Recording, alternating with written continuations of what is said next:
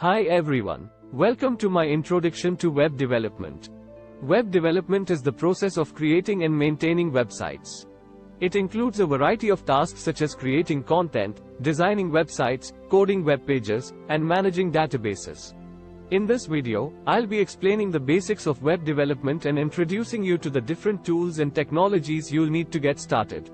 The first thing you'll need to understand is the basic structure of a website. A website is made up of a domain name, a web server, and web pages. A domain name is the address of a website. A web server is the computer where the website is stored. And web pages are the individual pages that make up the website. Now let's look at the different tools and technologies used in web development. The most common programming language for web development is HTML.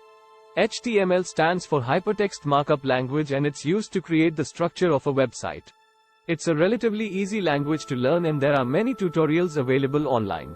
CSS is another language used in web development. It stands for Cascading Style Sheets and it's used to create the visual style of a website.